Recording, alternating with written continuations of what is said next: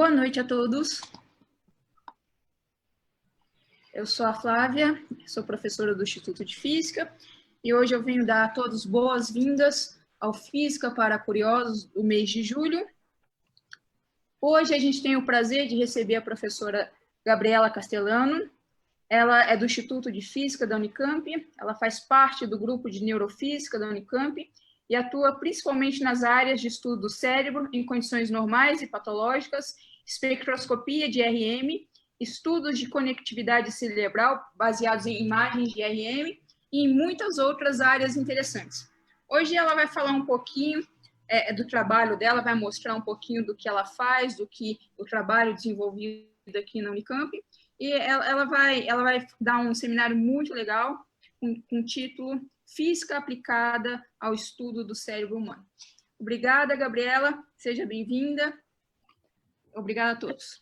Obrigada, Flávia. Então, em primeiro lugar, eu gostaria de agradecer esse convite, né? Na verdade, é uma honra para mim participar desse evento Física para Curiosos, né? Organizado pelos meus colegas e por várias pessoas do Instituto.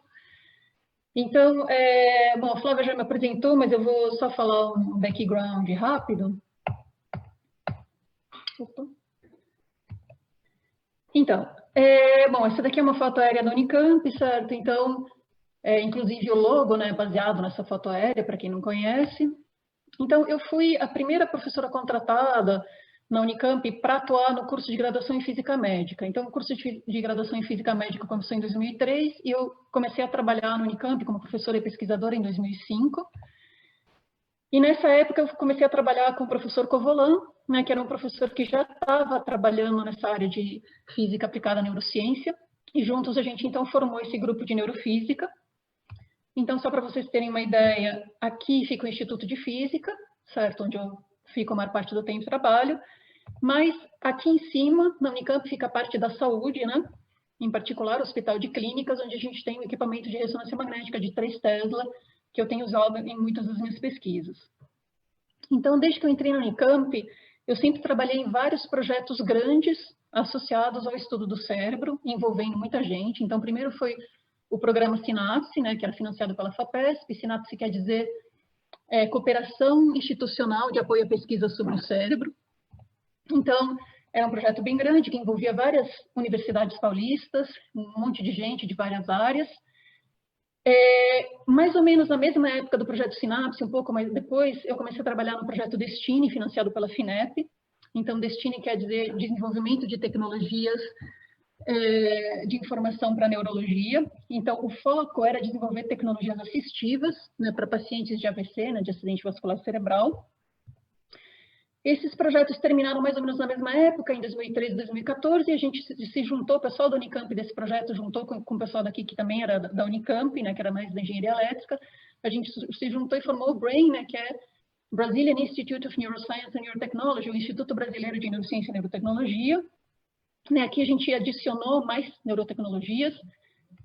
Mais ou menos um pouco depois a gente começou o projeto Extreme, então, que era experiências de tecnologias de reabilitação e medicina. E agora a gente está na última fase do BRAIN, que tem financiamento até 2024. Então, com isso, vocês podem ver que eu sempre trabalhei assim, com um grupo de pessoas muito boas em inventar nome de projeto. Mas, bom, isso me deu alguma experiência, certo? Nessa área. Então, o que eu vou falar para vocês? Eu vou começar falando sobre o cérebro, então, que é o nosso foco de estudo. Então, em relação ao cérebro, a gente pode dizer que o cérebro ele tem uma estrutura básica, né, em que ele é dividido no que a gente chama de lobos. Então, esse daqui, por exemplo, é o lobo frontal, que é justamente o que fica aqui na frente, né, o lobo parietal, os lobos temporais, aqui o lobo occipital, aqui é o cerebelo. E todos esses lobos a gente já sabe hoje em dia, né, já se sabe, que tem algumas funções específicas que são realizadas nesses lobos. Então, por exemplo, o lobo frontal, ele é mais responsável pelas funções mais complexas, cognitivas mais complexas, por raciocínio lógico, raciocínio matemático, coisas assim. Mas também tem uma parte aqui, que é o córtex motor, então responsável pelos movimentos.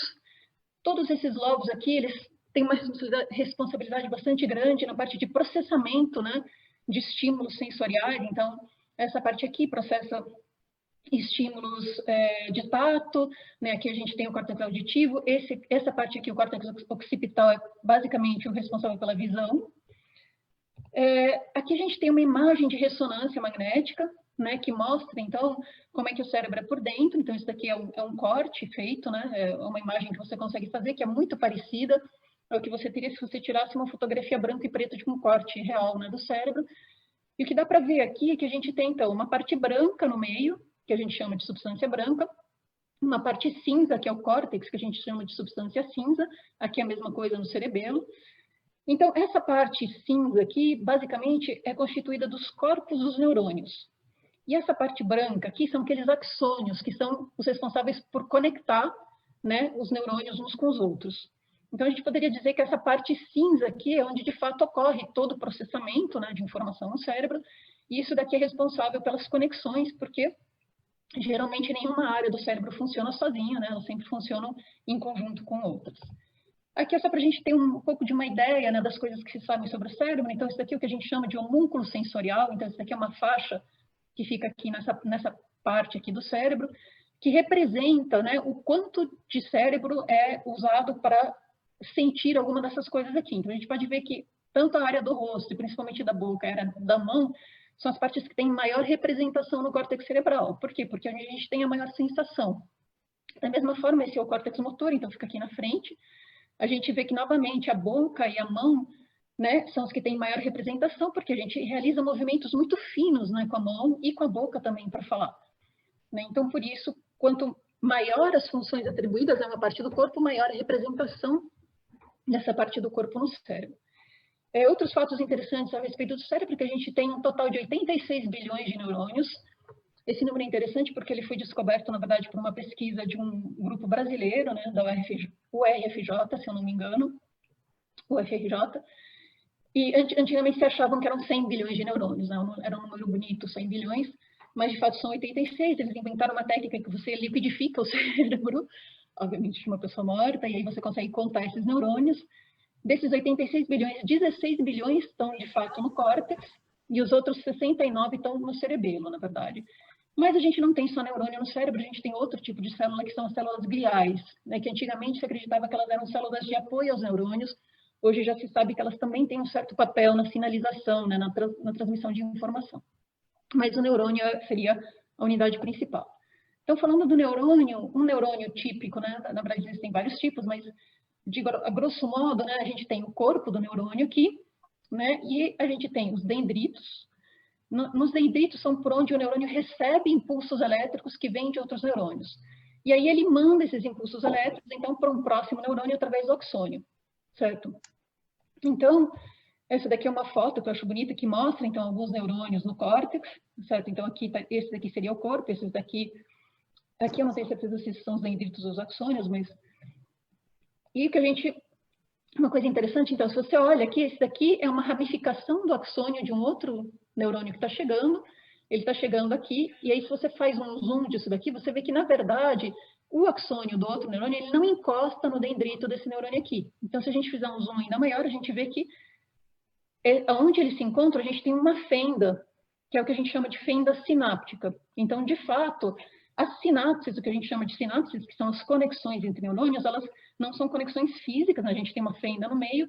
Então, o que acontece é que o impulso elétrico é transmitido aqui através do axônio, isso acontece através da entrada e saída de íons, né? Através da membrana aqui do axônio. E quando esse impulso elétrico chega aqui, o que acontece é que ele faz com que essas cápsulas aqui de neurotransmissores, que são moléculas específicas, sejam liberadas na fenda sináptica. Esses neurotransmissores viajam até, então, o dendrito do próximo neurônio, e aí, quando eles chegam lá, eles abrem canais de íons, e aí, então, com isso, o impulso elétrico é transferido para o outro neurônio. Então, isso que a gente chama de disparo neuronal, que é quando um neurônio manda um impulso elétrico para outros neurônios, é uma coisa que, por incrível que pareça, não gasta energia em si. No entanto, deixar o neurônio preparado para disparar novamente gasta muita energia. E como é que então... como é que acontece esse metabolismo energético no cérebro? Então, uma coisa importante da gente ter em mente é que o cérebro, ele é aproximadamente 2% da massa do corpo, mas ele usa 1/5 da energia do corpo. Justamente porque esses processos de deixar os neurônios prontos para dispararem, eles gastam muita energia. Então, a energia ela é conseguida para o cérebro através de dois mecanismos, ou através do metabolismo anaeróbico ou aeróbico. Então, o metabolismo anaeróbico basicamente usa glicose, o aeróbico usa glicose e oxigênio. Como é que esses nutrientes chegam no cérebro? Eles chegam através do sangue, né? Então, o cérebro é extremamente irrigado, né? Diferente de algumas outras partes do corpo em que a gente, sei lá, consegue queimar gordura ou fibra muscular para produzir energia, no cérebro os nutrientes para produzir energia vêm sempre através da corrente sanguínea, principalmente oxigênio, né, que é a melhor forma de conseguir energia. Então, se a gente olhar aqui, essa aqui é uma foto de capilares, a gente vê que o cérebro é extremamente irrigado. Isso aqui é importante a gente ter em mente, porque várias das técnicas que a gente usa para extrair dados do cérebro são baseadas, então, nesse fluxo sanguíneo que ocorre no cérebro. Então, eu vou falar um pouco de algumas técnicas para medidas de dados cerebrais. Então, para isso a gente pode dividir novamente, grosso modo, as técnicas em dois tipos. A gente pode falar de técnicas que medem anatomia ou estrutura do cérebro, e a gente pode falar de técnicas que medem metabolismo ou função, ou seja, qual parte do cérebro está associada a uma determinada função, né? Que nesse caso ele tem uma parte que é para função donuts, né? Rosquinhas, uma parte para fazer, uma parte para não fazer, uma parte para sei lá o quê. Então, que técnicas a gente tem para extrair dados de anatomia ou de estrutura do cérebro? Uma muito conhecida é a tomografia computadorizada por raio-x, e uma outra que eu vou falar bastante aqui é a ressonância magnética. Então, eu vou falar bastante dessa técnica aqui. Eu não vou falar de todas as técnicas que eu vou mostrar aqui, porque não vai dar tempo. Então, eu vou focar na ressonância magnética. E para o metabolismo e função? Então, para o metabolismo e função, a gente tem várias coisas que a gente pode ver. Então, a gente pode olhar para técnicas que medem os disparos neuronais. Então, seriam os disparos elétricos, que, por sua vez, geram campos magnéticos. Então, a gente tem duas técnicas principais para ver isso. Uma é a eletroencefalografia e outra é a magnetoencefalografia. E eu não vou me ater, vou falar aqui basicamente somente da eletroencefalografia. Existem outras técnicas também, que são técnicas invasivas, das quais eu não vou falar porque não vai dar tempo, mas vocês podem me perguntar depois no final. A gente também pode olhar, quando a gente está olhando para o metabolismo em função, a gente pode olhar para as reações bioquímicas que acontecem.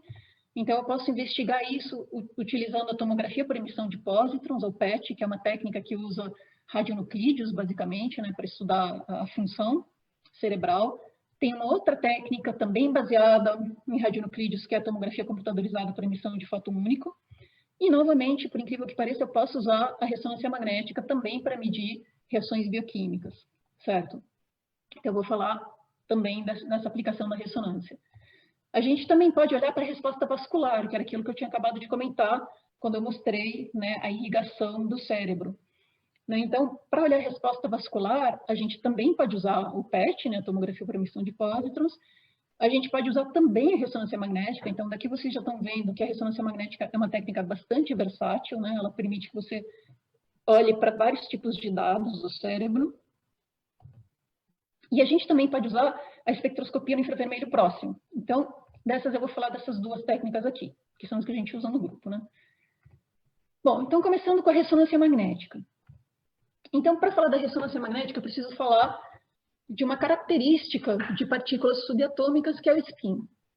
Né? Então, partículas subatômicas têm spin, em particular prótons e nêutrons têm spin, e quando eu tenho um núcleo com um número ímpar de prótons ou um número ímpar de nêutrons, ou um número ímpar de prótons e ímpar de nêutrons, né? Qualquer um dos dois, o que acontece é que o núcleo também tem spin. Né? E o importante para a gente é que o spin nuclear ele funciona como um pequeno ímã. Né? Basicamente porque eu tenho uma partícula carregada girando em torno dela mesma, isso se comporta basicamente como um pequeno ímã. Então, quando a gente tem um núcleo que tem spin nuclear, a gente tem, numa amostra, né? A gente tem vários ímãs. Se eu não tenho campo magnético, esses ímãs vão estar orientados em todas as direções possíveis. Se eu coloco essa amostra com esse monte de ímãzinhos num campo magnético, eles tendem a se orientar na direção do campo. Na verdade, o que eles fazem é que eles precessionam em torno do campo. Né? Eles fazem um movimento como esse aqui, que é o movimento de um peão. Na verdade, essa é uma forma clássica de olhar para a coisa, mas ela funciona. Então, eles precessionam com uma frequência característica, né? Que depende do campo magnético onde você colocou esses spins. E aí, então, daqui eu vou falar de ressonância magnética nuclear em tecidos biológicos. Então, Primeira coisa que eu preciso falar é o seguinte, a gente é composto, né, mais ou menos, de 10% de hidrogênio, 18% de carbono, 65% de oxigênio. Acontece que o hidrogênio, o núcleo dele é o próton, e a gente já viu que o próton tem spin, né? Eu já falei que as partículas subatômicas possuem spin. Significa que eu posso medir o hidrogênio utilizando a técnica de ressonância magnética nuclear, que é a que a gente usa, né, para fazer as imagens de ressonância magnética. Então, o que significa essa ressonância? Então, a ressonância, basicamente, é aquela história do balanço. A ressonância nada mais é, né, do que uma forma de você transmitir energia para um sistema com a maior eficiência possível. Então, se você pensar que um balanço ele tem uma frequência natural de oscilação, que depende basicamente só do comprimento aqui do balanço e da gravidade.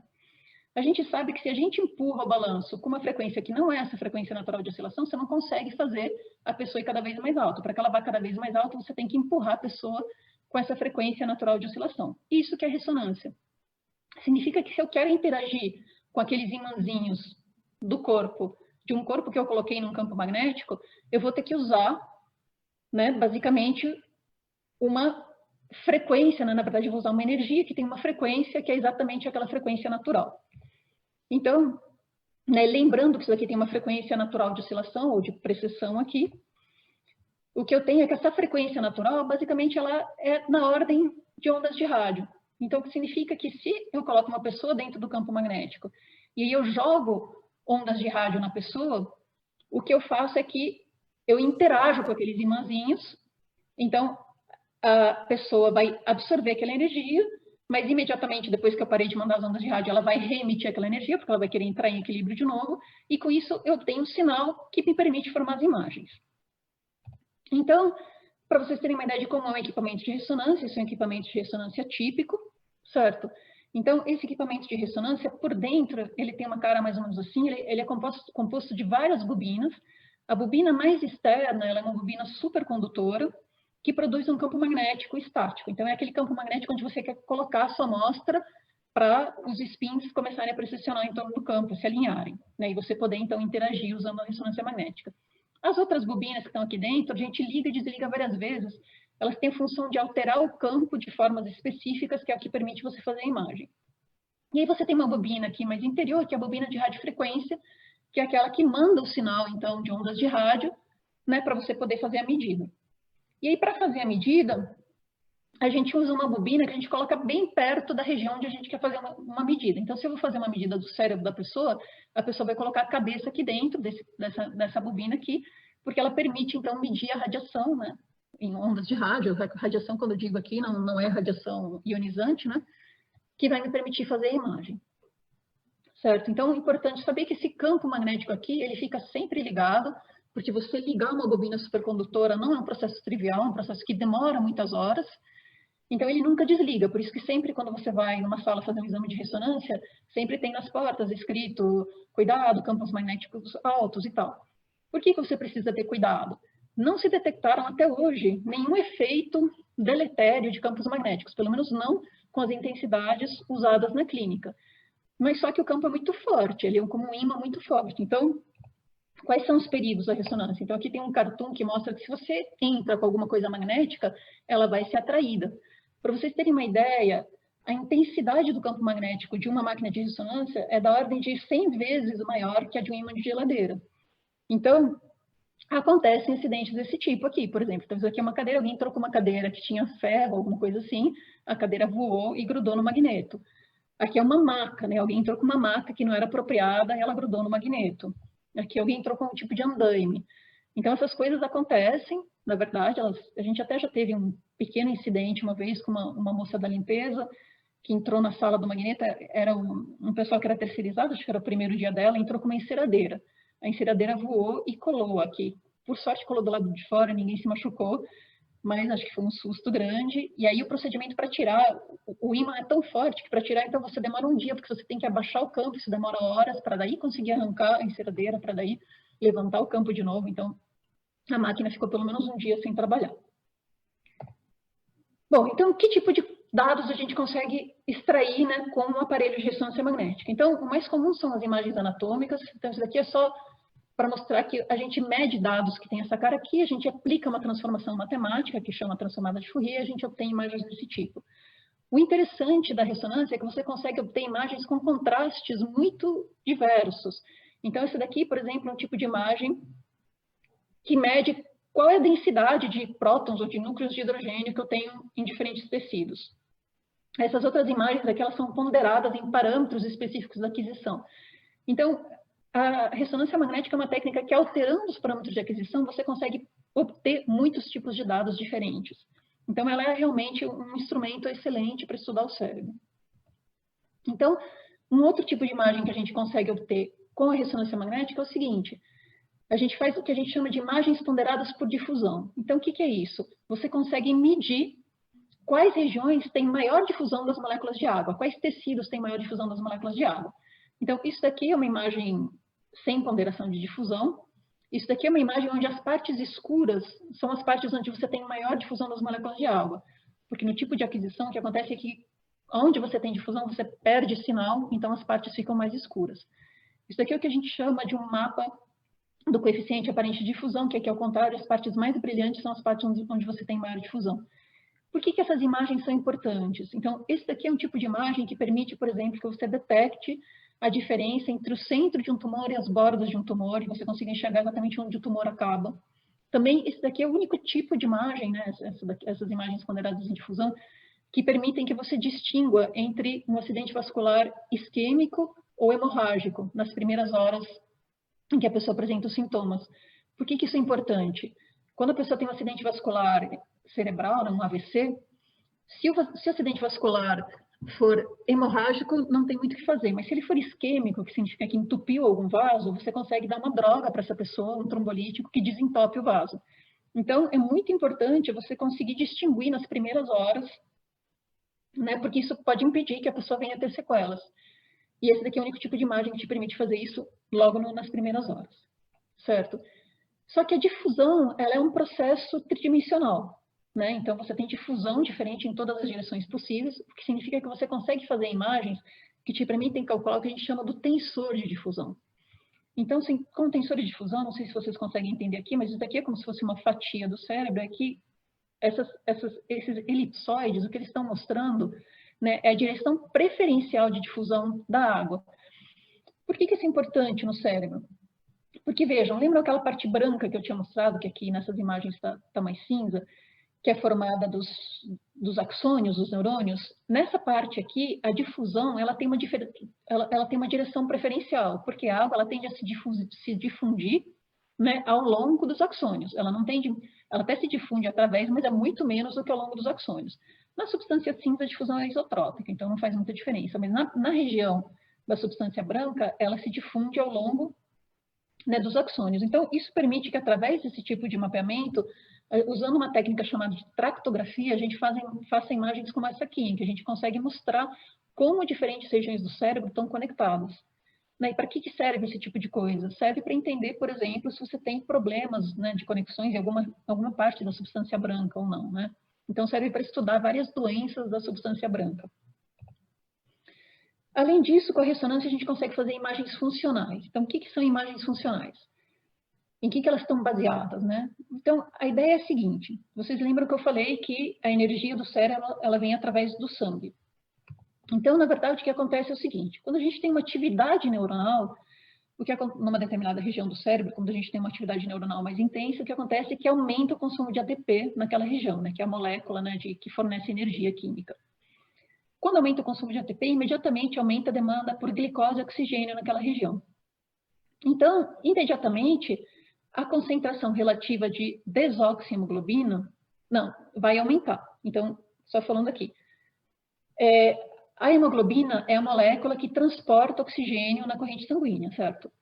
Então, quando ela está ligada ao oxigênio, a gente chama ela de oxihemoglobina, e quando ela está sem oxigênio, a gente chama de desoxihemoglobina. O interessante dessa molécula é que ela tem propriedades magnéticas diferentes quando ela está ligada ao oxigênio e ela não está.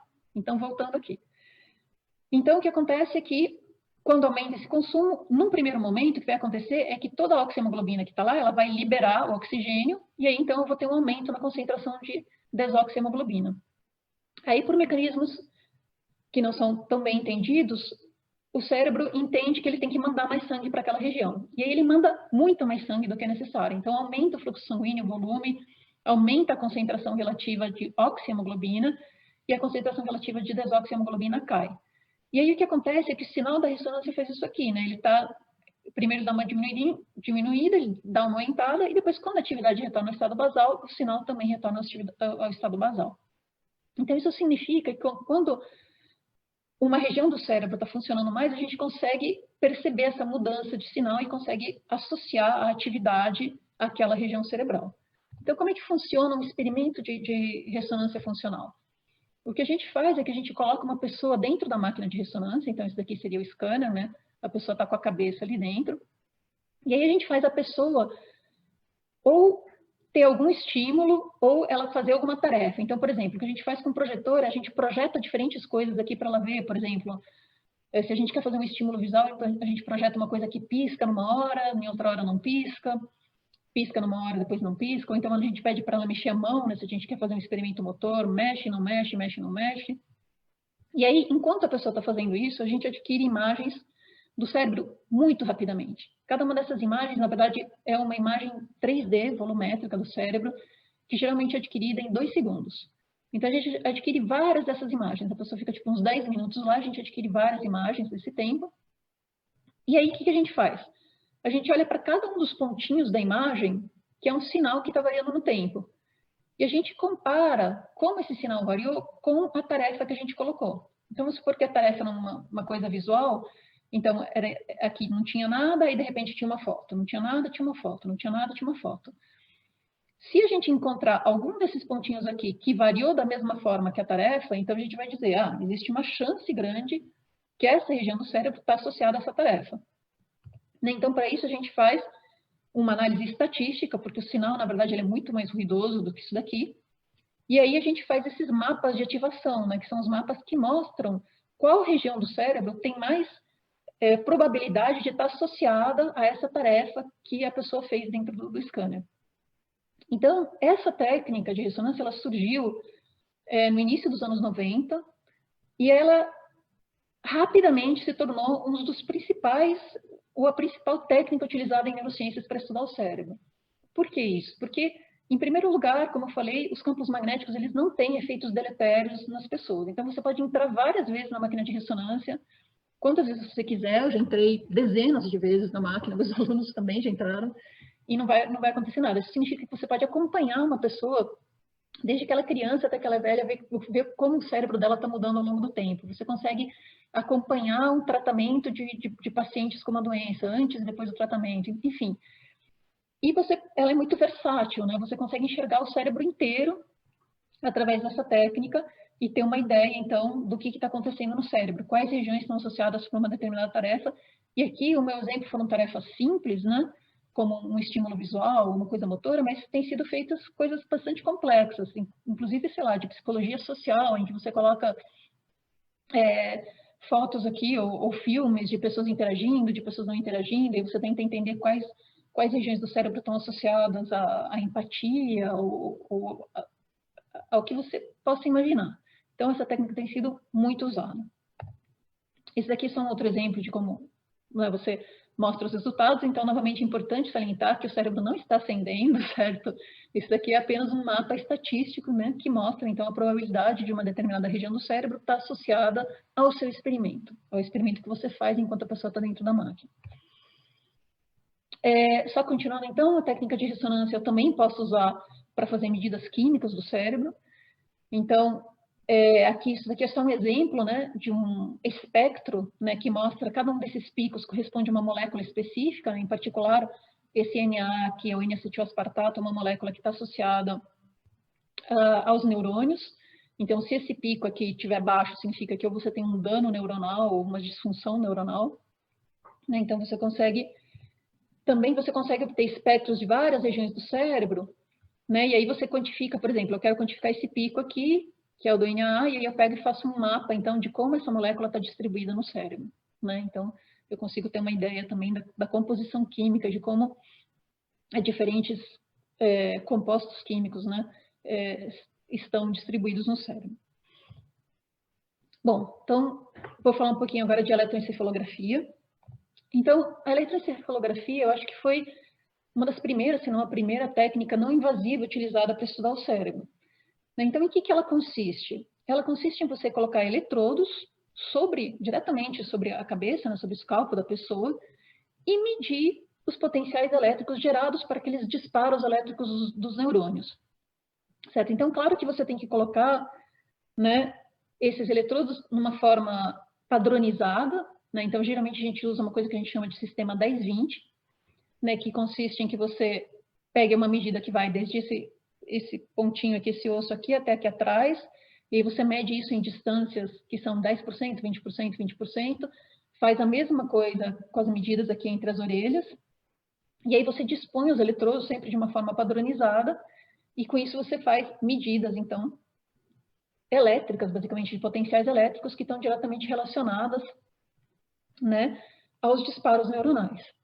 Então, um traçado de eletroencefalografia, que a gente chama de eletroencefalograma, tem mais ou menos essa cara aqui. Então, esse daqui é o sinal medido em cada um daqueles sensores, né, em relação a um sensor comum, né, certo? Porque é uma diferença de potencial que você mede.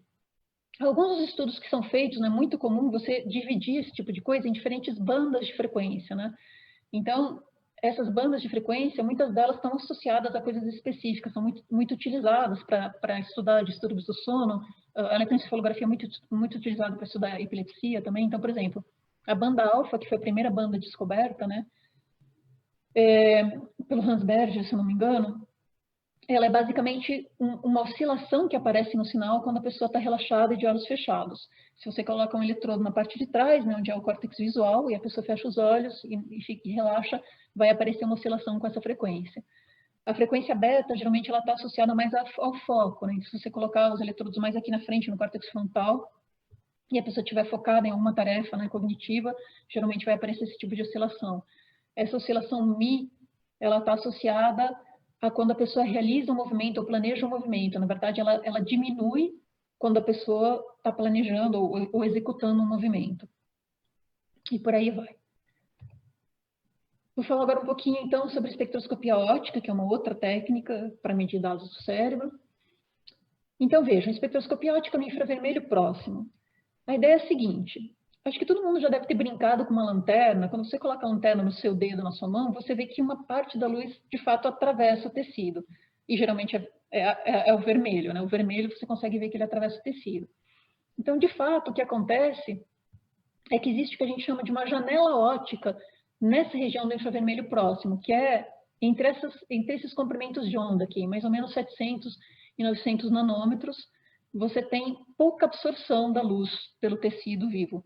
Isso significa que a luz nessa faixa, né, de comprimentos de onda, ela consegue atravessar uma parte do tecido. Quer dizer, uma parte dela consegue atravessar o tecido. E nessa região, as moléculas que absorvem mais são a desoxi e a oxihemoglobina, justamente. Então, o que acontece é o seguinte: se você pega uma fonte de luz e coloca ela em cima do escalpo, né, vai entrar luz aqui. Essa luz, na verdade, ela vai para todos os lugares possíveis, ela se difunde aqui, mas uma parte dela, ela acaba fazendo esse caminho aqui e você consegue medir uma parte dela que sai usando aqui um detetor de luz, né? Então, isso é feito com uma touca como essa daqui. Então, nessa touca aqui, essas coisas aqui que estão saindo são ou lasers ou diodos, né, que estão emitindo luz, e outros deles são detectores dessa luz. Então, você consegue emitir, né, luz e detectar com outros. E o que você consegue detectar? Né? Como a única coisa que está absorvendo a luz aqui é a oxi e a desoxihemoglobina, então, dependendo das concentrações dessas moléculas, você vai ter uma absorção maior ou menor da luz aqui. Então, vai sair mais ou menos luz aqui, dependendo das concentrações de oxi e desoxihemoglobina. Então, você consegue medir a variação nas concentrações dessas moléculas. E lembrando, então, que a gente sabe que quando a gente tem uma atividade neuronal, a gente já viu, a gente vai ter variação, né, justamente das concentrações dessas moléculas. Então, com o NIRS, né, com a espectroscopia óptica, você consegue medir uma resposta que também está associada à resposta vascular do cérebro, né? Então, ela mede uma coisa similar, mas não exatamente igual ao que a ressonância mede. Mas tem diferenças, obviamente, né? A espectroscopia óptica ela é muito mais rápida, é um equipamento portátil, mas ela não tem a resolução espacial, né, que a ressonância magnética tem. Aqui é só para mostrar, né, duas crianças que estão brincando de alguma coisa, e você tem um conjunto de fibras ópticas que sai do aparelho, né, e traz a luz aqui até essas toucas. E aí, uma coisa que a gente pode fazer é combinar essas técnicas todas. Então, por exemplo, você pode combinar a eletroencefalografia com a ressonância magnética funcional. Isso, a primeira vez que isso foi feito principalmente com a ideia de investigar a epilepsia, né? E eu preciso dizer que o nosso grupo, o grupo de neurofísica, foi o primeiro grupo aqui no Brasil a combinar essas técnicas, né? Através do professor Covolan, né? Que foi o fundador do grupo, que agora já está aposentado. Então, como é que funciona isso daqui? Você vai colocar uma touca, né, de EEG com os eletrodos, e essa pessoa com essa touca, com os eletrodos, aqui atrás estão os amplificadores, né, relacionados a isso, vai entrar dentro da máquina de ressonância. E aí, então, você vai medir simultaneamente, né, as imagens de ressonância funcional e também o sinal de eletroencefalografia. É claro que os campos elétricos que você mede, eles vão ser... os campos magnéticos que a gente mede aqui, o campo magnético estático ele não vai interferir nisso daqui, mas a gente liga e desliga vários campos magnéticos aqui na hora de fazer a aquisição. Isso interfere bastante e, de fato, o sinal fica assim. Na hora que a aquisição de ressonância está ligada, a gente tem o que a gente chama de artefato de gradiente, que é uma coisa bastante horrível, mas existem métodos, então, matemáticos para você limpar esse sinal e conseguir obter um sinal assim. E aí, como é que você usa isso daqui? Então, a ideia que você tem, né, que o seu sinal de eletroencefalografia, você consegue detectar a atividade epilética nesse sinal, ou interictal, como a gente chama, não é quando a pessoa tem uma crise, mas uma pessoa que tem epilepsia, ela tem uma atividade específica no EEG, que é chamada de atividade entre crises, né, que é uma atividade epilética, mas não está causando a crise. Então, a ideia é que você detecta essa atividade e você usa, né, essa atividade para entender o que está acontecendo no cérebro através da ressonância. Então, a gente teve alguns trabalhos, esse aqui é um trabalho realizado por um pós-doc do professor Covolan, lá no grupo, faz tempo já, né, em que ele comparou, então, o que acontecia usando a ressonância. Então, aqui tinha umas ativações da ressonância, e esse daqui é um mapa de fontes da eletroencefalografia, ou seja, quais são as fontes que estão gerando aqueles sinais. E esse foi um trabalho realizado por um aluno de doutorado, do grupo também do professor Covolan, que era o Guilherme, em que basicamente esses tempos aqui, -9, -5, são os tempos antes de detectar atividade, esses tempos são aqui depois da atividade, e aqui o que ele estava vendo é que antes dessa atividade epilética na eletroencefalografia, né, você tinha uma ativação grande aqui, e depois você tinha uma desativação. Né? A gente também pode combinar a técnica de espectroscopia óptica com a de ressonância magnética, então justamente, embora elas meçam coisas parecidas, elas têm propriedades diferentes. Então, como é que funciona? Você também coloca uma pessoa com os optodos, aqui a gente chama esses sensores e fontes de optodos, dentro da máquina de ressonância, né? Em geral, você coloca uma vitamina, que acho que é vitamina E, se eu não me engano, que aí você consegue saber exatamente onde estavam colocados os optodos e você consegue, então, correlacionar isso com a sua imagem de ressonância. E aí aqui tem, esse daqui foi um trabalho feito pelo Elvis, foi um aluno de doutorado meu na época, acho que ele já era pós-doc, que aqui é só para mostrar a ativação que você tem com a ressonância mexendo na mão direita. Aqui, isso daqui seria o sinal que você tem da variação de desoxihemoglobina e aqui da variação de oxihemoglobina. E aqui é só para mostrar, isso aqui é um trabalho feito por outra pessoa, né, mas só para mostrar, né, como o sinal da ressonância, esse preto aqui, varia. A gente vê, então, que o sinal da oxihemoglobina, que é o azul, varia exatamente da mesma forma, e o sinal da desoxihemoglobina, que é o vermelho, varia exatamente ao contrário. Né? E também a gente pode combinar, então, as técnicas de eletroencefalografia e NIRS, né, espectroscopia óptica. Então, esse aqui foi um trabalho realizado por uma aluna de iniciação científica minha na época. Então, o que ela fez foi, ela teve bastante trabalho aqui para conseguir botar os eletrodos, esses laranjinhas são eletrodos de eletroencefalografia, junto com os optodos, né, da espectroscopia óptica. E aí ela tentou fazer um experimento simples, né, para tentar entender como, né, variavam, né, os parâmetros ópticos e como variavam os sinais de EEG para o movimento das mãos, também, basicamente. Mas aqui montar essa coisa aqui deu bastante trabalho. Mas a ideia de combinar essas técnicas é sempre porque elas te dão informações diferentes. Então, aqui você consegue obter informação elétrica e informação vascular simultaneamente, e isso pode ser usado para uma série de aplicações. Então, eu vou falar agora de alguns exemplos, né, de processamento, análise e aplicação de dados cerebrais. Então, eu vou falar rapidamente de algumas coisas. Então, por exemplo, o que a gente pode fazer com imagens anatômicas? Uma coisa que a gente pode fazer é o seguinte: a gente pode fazer o que a gente chama de análise de textura. Mas o que é textura? Textura, quando você olha para uma imagem, é alguma coisa que te dá uma sensação de suave, regular ou rugoso. Então, a ideia é a seguinte: quando eu tenho imagens médicas, essas imagens elas são imagens digitais, certo? Uma imagem digital ela é representada por uma matriz de números no computador. E o que acontece é que esses números, geralmente eles variam bastante. Então, eu consigo, geralmente numa imagem médica de ressonância, eu tenho números que vão mais ou menos de 0 a 4.000, mais ou menos dessa ordem. E acontece que o nosso olho, por uma dada luminosidade, não consegue distinguir muito mais do que 100 variações de cinza aqui. Então, o que acontece é que quando você olha para uma imagem com olho nu, você está perdendo muita da informação que está armazenada naquela imagem digital. Então, o que a análise de textura faz é usar técnicas matemáticas, aqui tem um exemplo de técnicas que são bastante simples, para tentar extrair parâmetros que te permitam encontrar diferenças entre várias coisas. Então, aplicações são, por exemplo, você tentar diferenciar estruturas cerebrais, a gente fez trabalhos para diferenciar estruturas cerebrais na doença de Alzheimer e comprimento cognitivo leve. Então, comprimento cognitivo leve é uma perda de memória leve que geralmente muitas pessoas com a idade têm, que pode ou não evoluir para Alzheimer, com tipo de epilepsia, com doença de Machado-Joseph, que é uma doença neuromotora, e essas duas aqui, ataxia de Frederite, esclerose lateral amiotrófica, que são doenças neuromotoras. Então, basicamente, foi possível detectar diferenças que não era possível enxergar a olho nu nessas imagens utilizando esse tipo de técnica. Depois, um outro tipo de análise que a gente pode fazer é uma coisa que a gente chama de conectividade cerebral. Então, o que é isso? É uma análise secundária que você faz a partir daqueles dados de qualquer uma dessas técnicas que eu mencionei, e até mais técnicas que eu não mencionei. Então, a gente tem 3 tipos de conectividade cerebral: a anatômica, ou estrutural, a funcional e a efetiva.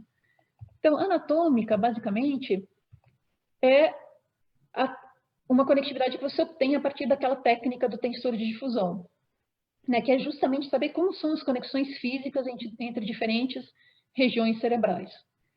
Né? Então, muitas vezes o que a gente faz é a gente extrai medidas escalares a partir do tensor que te dizem quão isotrópica ou anisotrópica é a difusão numa determinada região. Porque, como eu disse, onde você tem substância branca, a difusão tem que ser bem anisotrópica. Se você vai lá, mede o tensor e você extrai um parâmetro escalar e ele te dá isotrópico, significa que você teve algum dano naqueles axônios naquela região. Então, esse tipo de técnica te permite estudar, além de entender como estão conectadas algumas regiões fisicamente, que é bastante importante, também te permite entender doenças e danos à substância branca.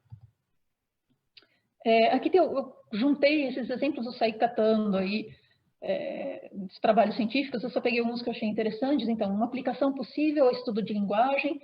Então, basicamente, uma técnica que usou conectividade estrutural mostrou que o hemisfério esquerdo e o hemisfério direito, as regiões relacionadas à linguagem, né, que são as áreas de Broca, Wernicke e essa aqui eu não lembro como chama, as conexões são diferentes no hemisfério esquerdo do que no hemisfério direito. Na verdade, geralmente a gente usa mais, a maioria das pessoas usa mais o hemisfério esquerdo para a linguagem, e o que esse estudo mostrou foi que, de fato, as conexões desse hemisfério são diferentes das conexões do hemisfério direito, mas uma coisa interessante do estudo foi que ele mostrou que as pessoas que têm conexões similares, mais similares, menos assimétricas entre os dois hemisférios, geralmente eles têm uma melhor memória para lembrar de palavras usando associações semânticas. Uma coisa que eu achei interessante nesse estudo foi que as mulheres têm uma tendência a ter conexões mais simétricas entre os dois hemisférios do que os homens.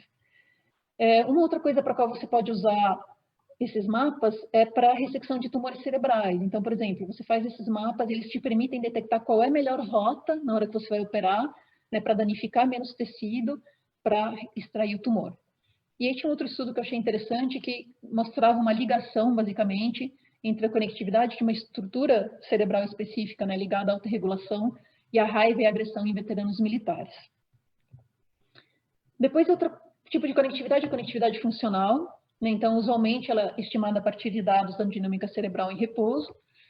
Então, isso daqui é uma coisa interessante, porque se percebeu que se você colocava uma pessoa na máquina, né, e fazia imagens ao longo do tempo, mas não pedia para ela fazer absolutamente nada, e você olhava para como estava variando a atividade do cérebro em diferentes regiões, várias atividades eram parecidas. Então, esse daqui é um exemplo. Por exemplo, se você olha a atividade nessa região aqui, que dá esse risquinho amarelo aqui, você vê que ele é muito parecido à atividade nessa região laranja aqui, que exatamente essa região laranja ela sobe quando a amarela sobe, desce quando a amarela desce, e ela também é parecida, embora ao contrário, com essa região azul, né? Quando a atividade amarela aqui desce, azul sobe, né? Quando a atividade amarela sobe, azul desce. Então se percebeu que existia no cérebro uma coisa que foi chamada de redes cerebrais. Né? O que são essas redes cerebrais? São regiões, né, redes cerebrais funcionais. São regiões que elas apresentam o mesmo tipo de atividade, né, quando a pessoa está em repouso. Então, quando a pessoa está em repouso, tem algumas regiões do cérebro que parece que é como se elas estivessem oscilando, né, funcionando do mesmo jeito. E essas regiões, elas estão muito longe umas das outras. Então, esse tipo de estudo pode ser usado para várias coisas. Aqui vou apresentar só um exemplo. Então, isso daqui foi um estudo feito para entender como era a conectividade funcional no repouso e numa tarefa de linguagem. Então, aqui não foi feito só com dados de repouso. Então, a pessoa ficava dentro do scanner e aí ela ficava olhando para uma tela escura, de repente aparecia uma tela escura, não, uma tela que tinha um mais, de repente aparecia uma letra e ela tinha que pensar em todas as palavras que ela conseguisse com aquela letra. Depois aqui era repouso, aí ela tinha que pensar de novo em todas as palavras que ela conseguisse começar assim com aquela letra. E aí o estudo mostrou basicamente que isso daqui que está mostrando aqui é o número de conexões.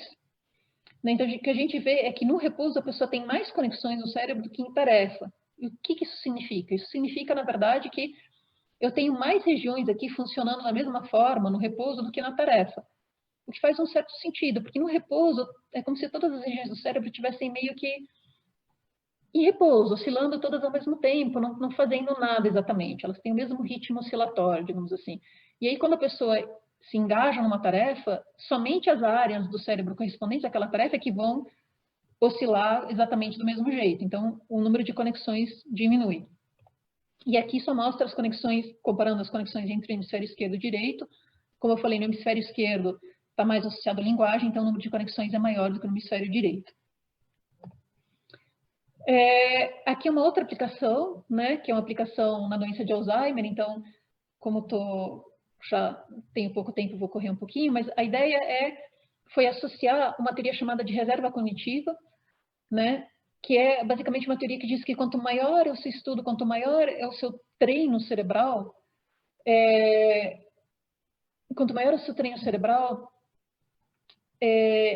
menor é a chance de aparecerem os sintomas de Alzheimer. Então, na verdade, o que acontece é o seguinte: se você olha para a imagem de Alzheimer, se você faz as medidas da patofisiologia, ou seja, se você mede a proteína tal e as placas, né, beta-amiloides na pessoa, às vezes ela pode ter uma quantidade que você pensaria, nossa, essa pessoa tinha que estar totalmente demente, tinha que estar com Alzheimer ferrenho. Mas se ela tem um alto nível de educação, se ela, digamos assim, treinou bastante o cérebro, os sintomas, mesmo com ela estando com a patofisiologia grave, os sintomas não aparecem. Eles demoram mais para aparecer. E aqui, nesse trabalho, o que foi mostrado foi que quanto maior era a reserva cognitiva, a pessoa tinha redes cerebrais mais eficientes. Então, isso foi feito utilizando esses estudos de conectividade funcional. Aí, outro tipo de estudo é a conectividade efetiva, que basicamente, em vez de você só comparar a atividade em diversas partes, você quer entender como que a atividade numa região influencia a atividade em outra região. E esse aqui é um estudo, basicamente, em que mostrou, né, utilizando essa técnica, que esse daqui era um experimento simples, um experimento motor. Então, essa daqui são áreas do córtex motor, essa é uma área sensorial. Enfim, o que esse experimento mostrou é que quando você planeja o movimento, né, esse planejamento ele tem uma influência negativa, né, que significa que ele não vai deixar você executar o movimento porque você só está planejando. A execução ela tem uma influência positiva e a gente mostrou que tinha uma conectividade mais forte para o movimento da mão esquerda por destros. O que faz um certo sentido, porque pelo fato de você ter uma dificuldade maior para mover a mão esquerda, é como se as conexões tivessem que ser mais fortes para dar conta do recado. Bom, eu vou falar finalmente da última coisa aqui, que são as interfaces cérebro-máquina. Então, o que são interfaces cérebro-máquina? As interfaces cérebro-máquina, basicamente, são uma forma de você medir dados cerebrais e usar esses dados cerebrais, que, novamente, essas medidas podem ser feitas com qualquer uma das técnicas que eu mencionei e com outras mais, mas usar esses dados cerebrais para comandar diretamente um dispositivo externo, né? Então, como é que a gente faz isso? Não é que a gente leia os pensamentos das pessoas e aí a gente saiba, né, o que o dispositivo externo tem que fazer. O que a gente faz é que a gente força a pessoa a gerar sinais cerebrais que a gente consegue reconhecer facilmente. Então, vou dar um exemplo. Um exemplo é o seguinte: quando a gente olha para alguma coisa piscando com uma determinada frequência, o que acontece é que a gente vai enxergar. O que acontece é que se a gente colocar um eletrodo, né, de eletroencefalografia no córtex visual da pessoa, vai aparecer um pico naquela frequência. Então, supor que a pessoa está olhando para isso daqui está piscando a 15 Hz, vai aparecer um pico na frequência de 15 Hz e também nos harmônicos, né? Então, isso significa que eu posso fazer o seguinte: eu posso associar coisas que piscam a diferentes comandos desse meu dispositivo externo. Vamos supor que é um dispositivo externo, uma cadeira de rodas. Então, isso daqui pode ser vai para frente, isso pode ser para, vira esquerda, vira direita. Então, se a pessoa quer ir para frente, ela olha para isso daqui. Se ela quer parar, ela olha para esse. E aí, como cada um está piscando com uma frequência diferente, eu consigo, então, associar isso a um comando específico. Uma outra forma que é usada é uma coisa baseada em potenciais P300, a gente chama, que é um potencial que ocorre 300 milissegundos depois de você enxergar alguma coisa que você está esperando, mas não sabe quando vai acontecer. Né? Então, a ideia aqui é que a pessoa fica olhando para um teclado que fica piscando, né? E aí, vamos supor que ela quer escrever alguma coisa, ela quer escrever pare. Então, ela vai olhar para o P primeiro. Quando isso daqui piscar e aparecer o P, vai aparecer o potencial desses no sinal de eletroencefalografia da pessoa. Daí, o computador sabe, isso daqui está associado a essa linha. Depois, quando essa coluna aqui acender, vai de novo aparecer esse potencial, porque o P acendeu de novo. E aí o computador consegue distinguir para qual letra a pessoa estava olhando. E com isso você, então, consegue escrever alguma coisa sem que a pessoa, então, faça nada. Finalmente, uma outra forma. Vejam, não são as únicas formas, existem outras, mas essas são as mais utilizadas. É a imaginação de movimento. Porque quando a gente imagina um movimento, essa atividade ela é muito bem localizada no cérebro. Tanto em termos dos potenciais que a gente mede com a eletroencefalografia, quanto as regiões de ativação que a gente mede em ressonância funcional. Então, quando a pessoa imagina um movimento, eu consigo saber que ela imaginou aquele movimento. Particularmente, o que se usa mais é a pessoa imaginar o movimento da mão esquerda ou direita, porque isso vai gerar um sinal justamente do lado oposto. Então, se ela imaginar o movimento na mão direita, eu vou ver um sinal específico do lado esquerdo do cérebro. Se ela imaginar o movimento na mão esquerda, eu vou ver um sinal específico do lado direito do cérebro. E, novamente, eu consigo associar isso a comandos para um dispositivo externo. Então, vou dar alguns exemplos, né, de trabalhos que têm sido feitos usando isso daqui. Um que foi feito na Unicamp mesmo, com o grupo com que eu colaboro, mas eu não participei desse trabalho, é o comando de uma cadeira de rodas robotizada. Então, a ideia era justamente essa: a pessoa olhava aqui para nesse caso aqui, né, para duas coisas piscando, então, que piscavam com diferentes frequências. O primeiro experimento feito foi se ele olhava para um lado aqui, o carrinho ia para frente, se ele olhava para o outro lado, o carrinho ia para trás. Eles acoplaram, isso daqui é um carrinho elétrico, e depois esse experimento foi feito com uma cadeira de rodas robotizada mesmo. Então, para a cadeira de rodas robotizada, tinha 4 coisas piscando aqui. Uma era para ir para frente, uma para parar, uma para virar à esquerda, uma para virar à direita. Tem até um vídeo aqui, mas acho que eu não vou colocar agora, porque eu já estou estourando meu tempo. Mas o fato é que esse daqui é um experimento na Unicamp, depois desse vídeo vocês podem procurar, né? Então, foi possível comandar essa cadeira de rodas para ir para frente, para trás, para frente, parar e para os lados, utilizando apenas, né, olhando especificamente para essas coisas que piscavam. Um projeto mais ousado, né, um projeto que existe na Universidade de Brown, nos Estados Unidos, que é chamado de Projeto BrainGate. Na verdade, envolve mais instituições do que a Brown, mas é sediado nessa universidade, que usa sondas neurais. Então, o que são as sondas neurais? Basicamente, são uns chips, né, vejam, é um negocinho desse tamanho aqui, que você coloca diretamente implantado aqui no cérebro. E aí você conecta isso daqui com um conector externo, né, que fica no escalpo da pessoa. né? E isso daqui foi testado em pacientes com vários tipos de coisa, como lesão na medula espinhal, esclerose lateral amiotrófica, AVC. E, então, veja, a pessoa aqui tem o conector, ela está com essa sonda implantada. Qual que é a diferença entre isso daqui e a eletroencefalografia? A diferença principal é que na eletroencefalografia você tem os eletrodos posicionados aqui em cima, no escalpo. Então, o sinal é muito pior. Aqui, como o eletrodo está posicionado diretamente sobre o cérebro, você tem um sinal de melhor qualidade. Então, é mais fácil você detectar a intenção da pessoa. Então, aqui nesse exemplo, esse paciente, ele está comandando o computador, na verdade, ele está comandando um videogame ou o que ele quer assistir na televisão, usando esse dispositivo. Nesse aqui, essa senhora aqui, também totalmente paralisada, ela está comandando um braço robótico, que então nesse vídeo, o vídeo mostra que o braço robótico pega essa garrafinha de água, leva até lá e ela consegue tomar da garrafinha que ela comandou com o braço robótico. Uma outra aplicação importante é a aplicação para Locked-in Syndrome. Na verdade, acho que essa daqui foi a inspiração para os BCIs, em primeiro lugar, né, para as interfaces cérebro-computador. O que é Locked-in Syndrome? É a síndrome da pessoa trancada. Existem muitas doenças que impedem que a pessoa se mova, né? E acontece que a gente se comunica através de movimentos, né? Seja através de movimentos das mãos, seja através de movimentos da boca para falar, ou até de piscadas de olhos. Mas se você perde totalmente o controle dos seus movimentos, o controle voluntário dos movimentos, né?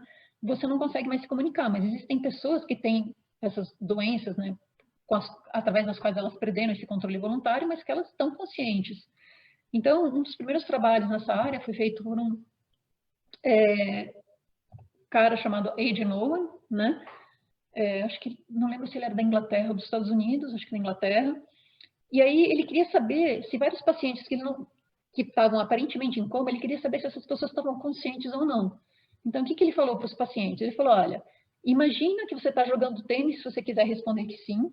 Imagina que você está andando pela casa se você quiser responder que não. Por que isso? Imaginar jogar tênis vai ativar uma área no córtex motor, né, bem específica. Andar pela casa vai ativar uma outra área no cérebro, né, relacionada a planejamento espacial. Então, com isso daqui, ele poderia distinguir se a pessoa estava ou não consciente. Então, eles fizeram isso com ressonância funcional. Então, eles colocavam a pessoa dentro da máquina e inicialmente faziam várias perguntas para saber que eles já sabiam a resposta. Por exemplo, o seu nome é fulano de tal? Você tem 2 filhos? Né? E se eles viam que a pessoa estava respondendo, né, que fazia sentido, que a pessoa estava respondendo certo, eles começaram a fazer perguntas do tipo, você sente dor? Você está feliz? Né? Coisas assim que a pessoa pudesse responder sim e não. Esse foi um trabalho bastante interessante. Mais trabalhos com pacientes com essa síndrome foram feitos com vários tipos de técnicas. Então, tem um trabalho feito com eletroencefalografia, com aquele potencial P300, né, que a pessoa conseguiu se comunicar usando essa técnica. Tem um trabalho que foi feito com eletroencefalografia em NIRS.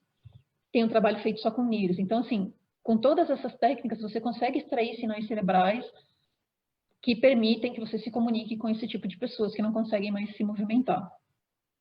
Depois, acho que vale a pena falar de uma aplicação aqui do grupo do Nicoleles, né, que é um neurocientista brasileiro, mas ele está na Duke University, mas esse trabalho foi realizado em parte no Brasil. Então, qual foi esse trabalho aqui? Nesse trabalho, o que eles fizeram foi, eles usaram eletroencefalografia, né, e também usaram exoesqueleto robótico. Então, a pessoa, através da eletroencefalografia, né, utilizando uma BCI, tinha que comandar um avatar num game, e esse avatar caminhava, né, e a pessoa tinha lesão medular, então eles eram paraplégicos. E aí, a ideia disso é que muitas vezes, quando você imagina o movimento, você começa a ativar as regiões responsáveis pelo movimento. Então, é uma forma também de você se obrigar a treinar aquela região do cérebro, né, então, é um primeiro passo para você tentar reganhar o movimento. Então, depois que as pessoas já tinham treinado bastante a comandar esse avatar, aí eles eram colocados no exoesqueleto, e o exoesqueleto dava uma ajudinha para eles, né? E a ideia é que ele ajudava primeiro muito, a ideia seria sempre ir aos poucos retirando essa ajuda. Claro que eles não saíram caminhando, pelo menos não na época de quando saiu essa reportagem, que já faz um tempo, 2016, mas alguns eles reganharam a sensação, né? Eles não sentiam nada, eles estavam totalmente paraplégicos e alguns começaram a sentir, né, os pés ou partes das pernas, o que já foi um avanço bastante importante.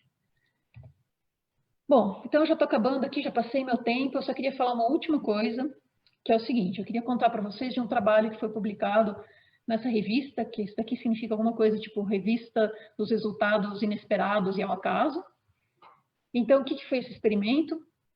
Basicamente, foi um experimento de ressonância funcional, né, que é aquele que você coloca o paciente aqui e coloca um estímulo, só que em vez de uma pessoa, o que eles colocaram? Eles colocaram um salmão morto, né?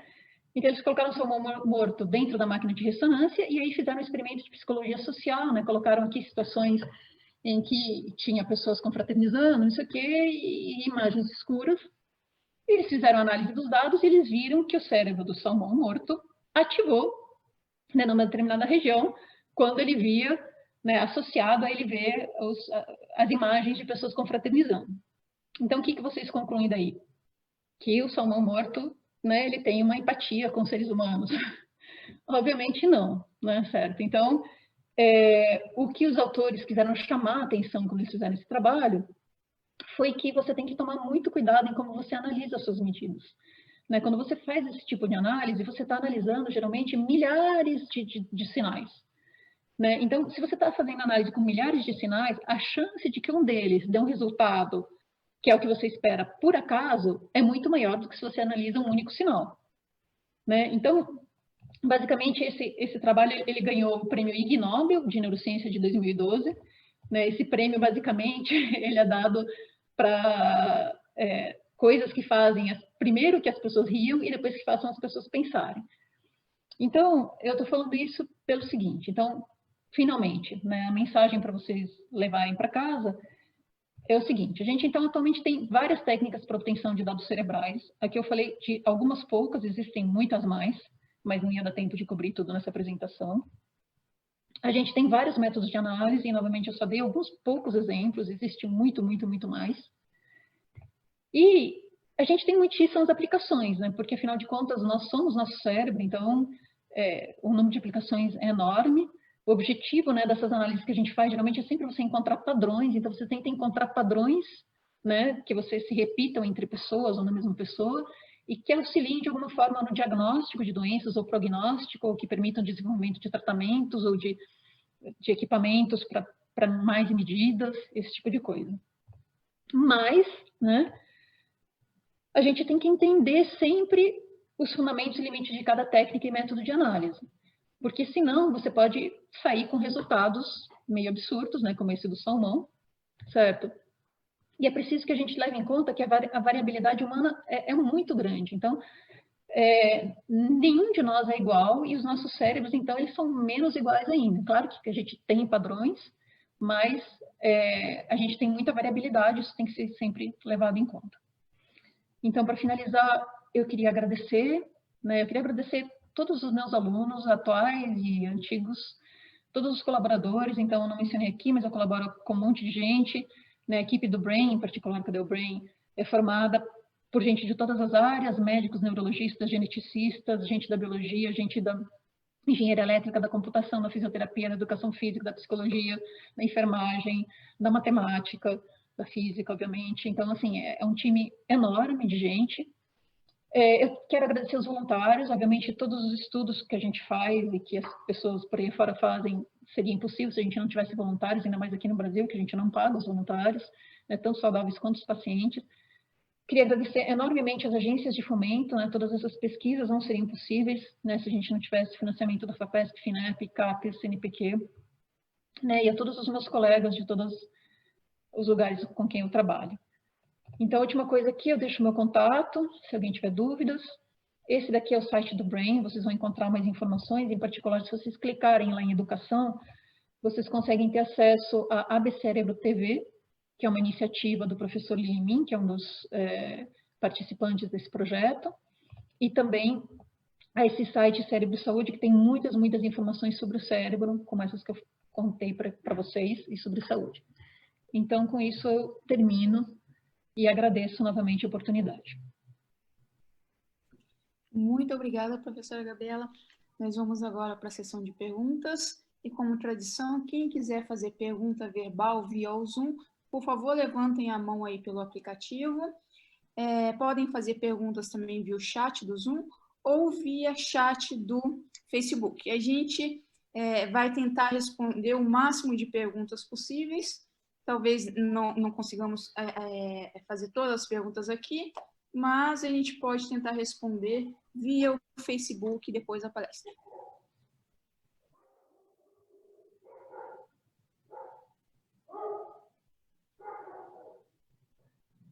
Bom, aqui no chat do Zoom já temos algumas perguntas. Vamos começar por elas? Eu tenho que abrir o chat aqui? Aí eu vou. Boa noite a todos. Eu faço as perguntas, Gabriela, do chat. Tá bom. Falando é o Pascoal, boa noite a todos. Obrigado pela presença. Obrigado, Gabriela, pela apresentação. Então, eu tenho a primeira pergunta aqui do chat, vem do Gerson de Teresina. E ele pergunta para a professora Gabriela, quando se faz o exame do PET, estamos utilizando uma partícula de antimatéria? Sim. Com o exame do PET, você utiliza o positron, né? Então, o exame do PET, na verdade, ele consiste em que você dá para a pessoa tomar um radionuclídeo, né, que é uma molécula em que você substituiu, né, um átomo normal por um átomo radioativo, basicamente é isso. E aí, eu não sou especialista em PET, tá? Então, espero que falei uma besteira, mas aí isso aí vai emitir pósitrons, que depois vão se encontrar com elétrons, né, vão se aniquilar, e aí eles liberam 2 fótons, e são esses fótons, na verdade, que são medidos pelo equipamento de PET, e que permitem que você faça a imagem. Obrigada, Gabriela. Tem uma pergunta aqui no chat do Facebook. Raquel Bueno, ela agradece e ela pergunta se a bibliografia utilizada na palestra está disponibilizada em algum lugar. Olha, mais ou menos, porque eu juntei muita coisa nessa palestra, mas se ela acessar esses sites que eu deixei aqui no final, aqui tem bastante informação. Senão, ela pode me escrever também diretamente, né, se ela quiser perguntar alguma coisa mais específica. Mas nesses 2 sites tem bastante informação. Vale a pena dar uma checada. Perfeito. Lembrando novamente, quem quiser fazer a pergunta para a professora, só levanta a mão aí via o aplicativo Zoom, que a gente libera o microfone e vocês podem, então, fazer a pergunta pessoalmente. Então, vamos para mais uma pergunta do chat do Zoom, por favor. E a próxima pergunta aqui do chat vem do Gustavim, do Grau, e ele quer saber se a técnica de ressonância magnética só é usada com partículas que têm spin.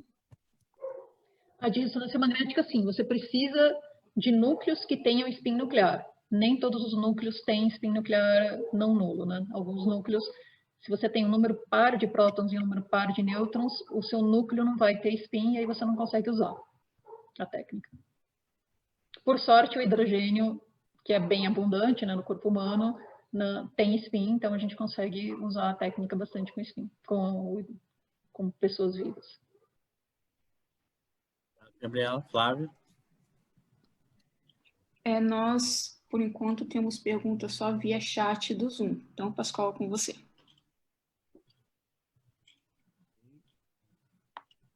Próxima pergunta vem da da Júlia Carvalho. E ela quer saber, pergunta se você obtém as diferentes imagens ponderadas alterando a aquisição ou o tratamento de dados? As ponderadas por difusão? Não, as ponderadas em geral. Você altera os parâmetros de aquisição. Então, uma coisa que às vezes parece, quando você vê aquelas imagens, é que parece que você simplesmente fez um tratamento a posteriori, né? Mas não é verdade. Se você fizer um tratamento a posteriori, você não consegue obter aquele tipo de informação.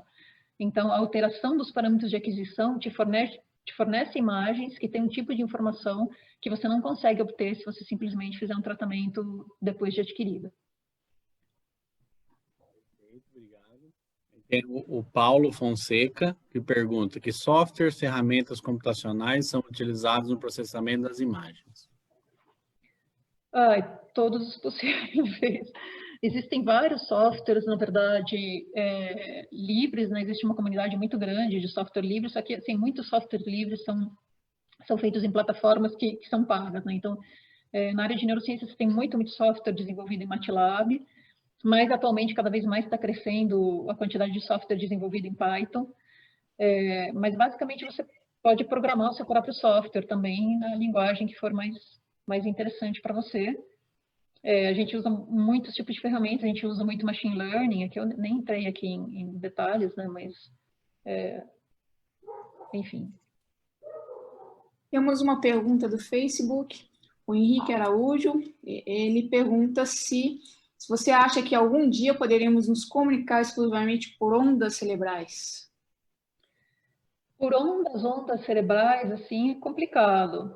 Existem uma série de problemas. Em primeiro lugar, assim, não é fácil, nos exemplos que eu mostrei pode ter parecido fácil, mas não é fácil distinguir esses sinais cerebrais diferentes. Então, por exemplo, aquela aplicação do teclado virtual, uma aplicação que para escrever uma palavra, você pode chegar a demorar 1 minuto para escrever a palavra pare, por exemplo, porque você tem que repetir várias vezes, aquele estímulo tem que acontecer várias vezes, porque o sinal é muito difícil de detectar, ele é tão ruidoso que é muito difícil você saber com certeza o que a pessoa pensou, no caso, estava olhando.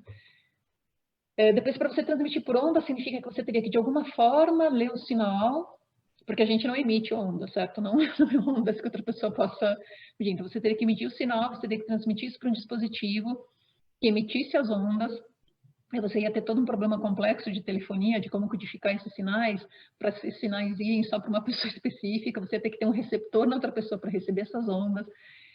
Eu acho que se isso pode acontecer, ainda está muito, muito, muito, muito longe. Muito, muito. Legal. Temos uma pergunta verbal, a primeira. Por favor, Gerson Teresina, pode fazer a pergunta. Boa noite, professora Gabriela. É o seguinte, você falou a respeito do aparelho de ressonância magnética, que o campo dele é de 3 Tesla. Qual é a diferença que você já observou em um aparelho de 3 Tesla para um de 1,5 Tesla? Então, a diferença, basicamente, é que o sinal das suas imagens, a relação sinal-ruído, na verdade, para ser mais exata, ela cresce aproximadamente linearmente com o campo. Então, à medida que você aumenta o campo magnético, em teoria, você tem uma imagem de melhor qualidade. O que acontece, na verdade, é que se você aumenta muito o campo magnético, você passa a ter outros problemas. Porque você precisa...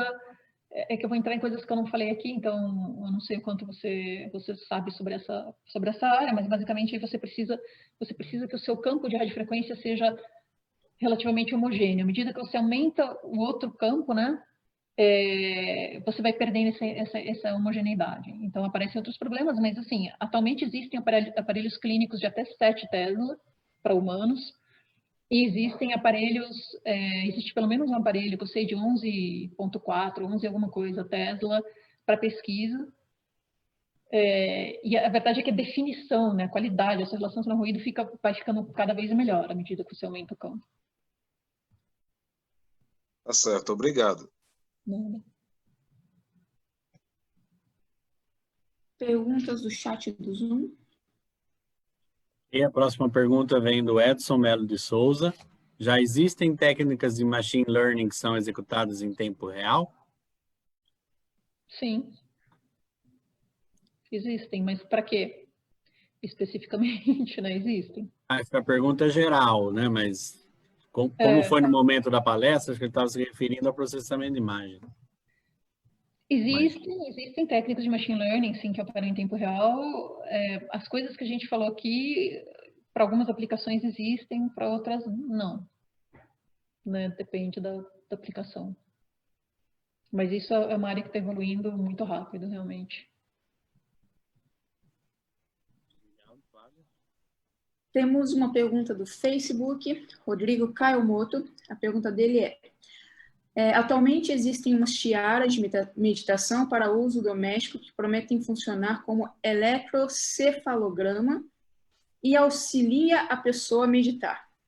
Gostaria de saber se esses equipamentos são confiáveis para medir ondas cerebrais. Então, depende dos equipamentos. Existem alguns equipamentos tipo tiara que a gente já chegou a usar no grupo e a gente percebeu que eles não mediam sinais cerebrais, o que eles medem são sinais musculares.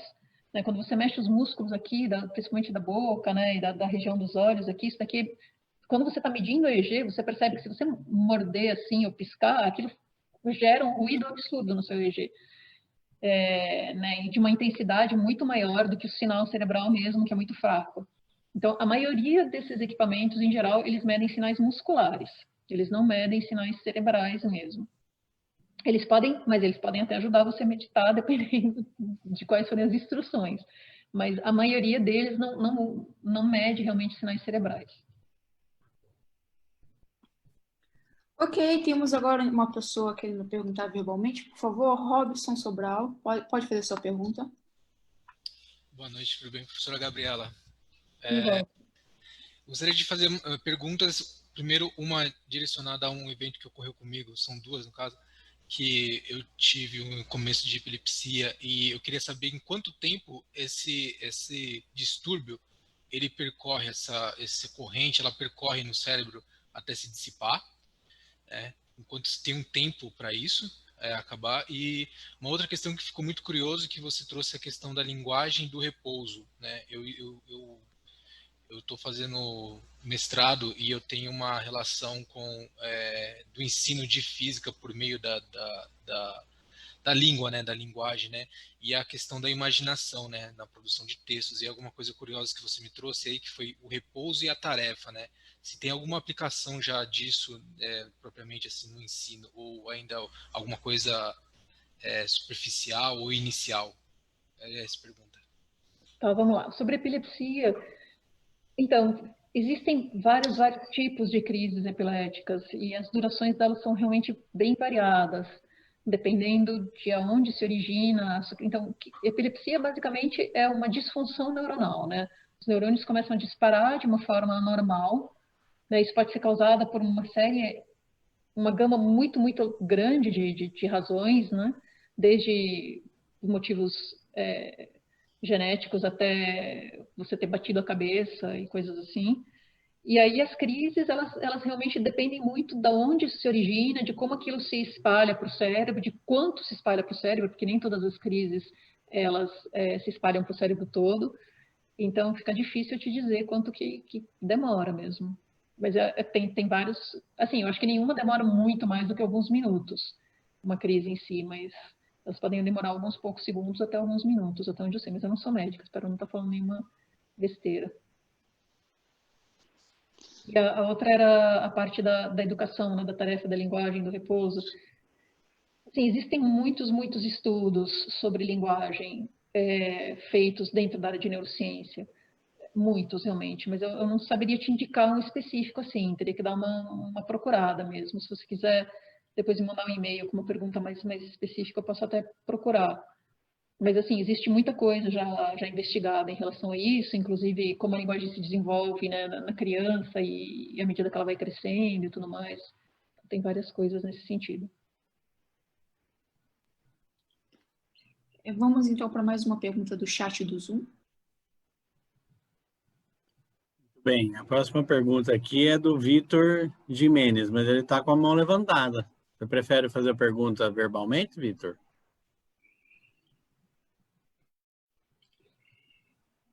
Vitor? Oi, agora o som está ativado, tá me ouvindo? Isso. Sim.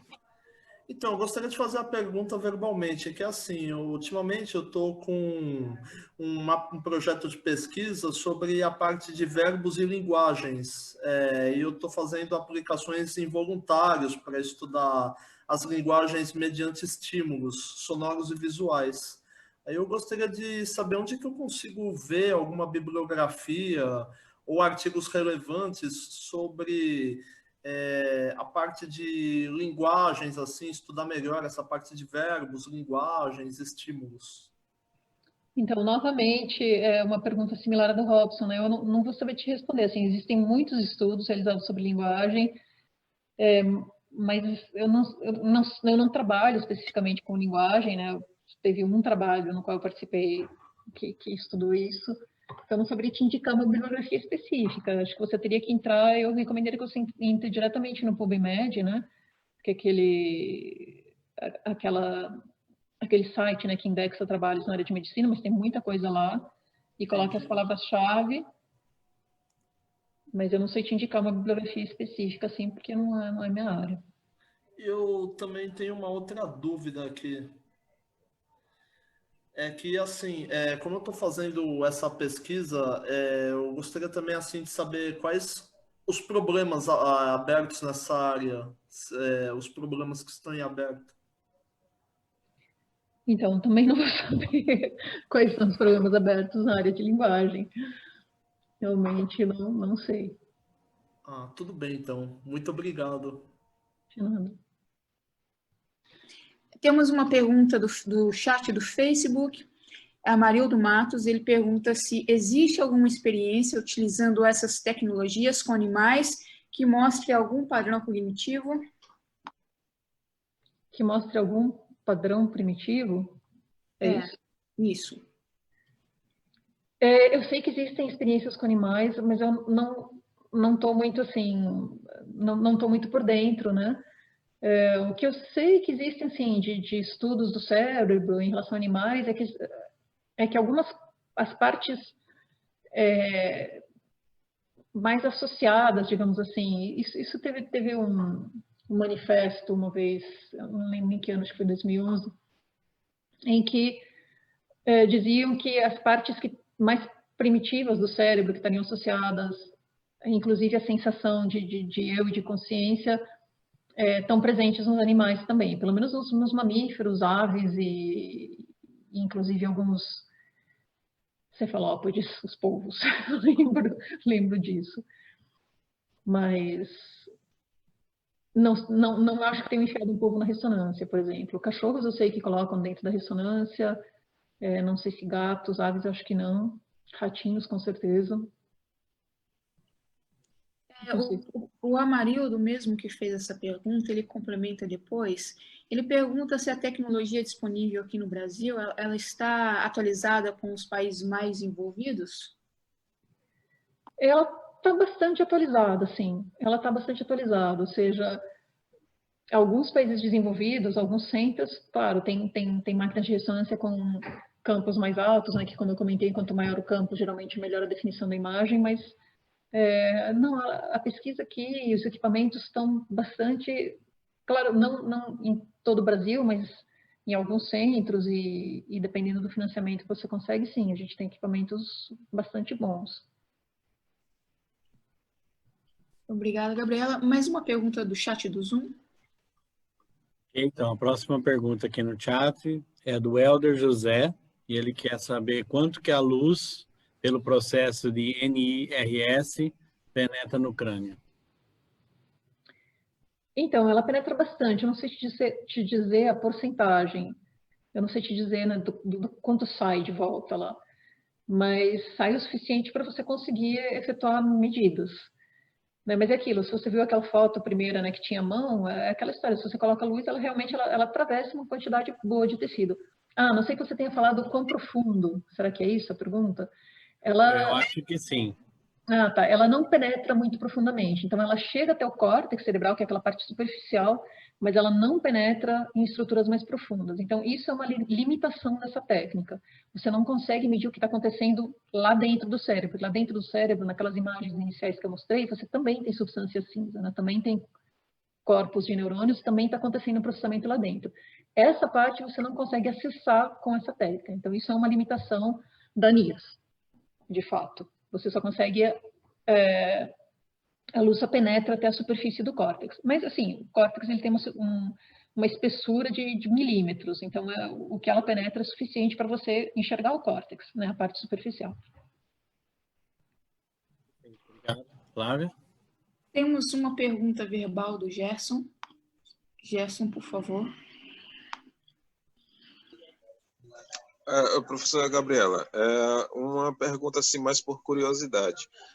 Você já teve a chance de fazer um estudo sobre o encéfalo de uma pessoa que é autista? Se você tivesse feito esse experimento, como é a morfologia e o funcionamento de uma pessoa que é autista de uma pessoa que não é autista?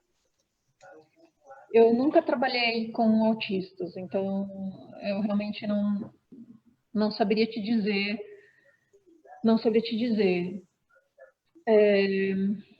Eu sei que existem vários estudos de neurociência, né, com pessoas autistas. Eu sei que, por exemplo, naquelas redes funcionais, as conexões acabam sendo meio diferentes, mas eu não estudei pessoas autistas. Ah, tá certo. Obrigado. Tem uma pergunta do chat do Facebook, agora com a Isabela Mizuti. Ela pergunta o que você acha das ideias do Elon Musk a respeito do Neuralink? O Elon Musk, ele é genial, por um lado. O Neuralink é interessante, né? É bem usado, mas é uma característica do Elon Musk, né? Ele chuta bem longe. Se ele conseguir qualquer coisa no caminho, já vai ser lucro. Então, acho interessante. Acho bem interessante. É legal. Uma pergunta do chat do Zoom, por favor. A próxima pergunta vem do Guilherme Araújo. Como é evitada a indução de corrente elétrica no EEG quando os campos magnéticos de radiofrequência estão ativos? Podem causar queimaduras? Não é evitada, mas todo equipamento, ele é tal, ou seja, não é evitada. Os campos magnéticos, eles atrapalham. Todo equipamento, ele é feito de um material específico para você entrar ali dentro do campo, para de alguma forma evitar. Não, na verdade você evita, assim, essas induções de corrente. Não tem causa de queimaduras, não. A gente já teve aqui no HC já foram medidos centenas de pacientes com essa técnica e não tem queimaduras.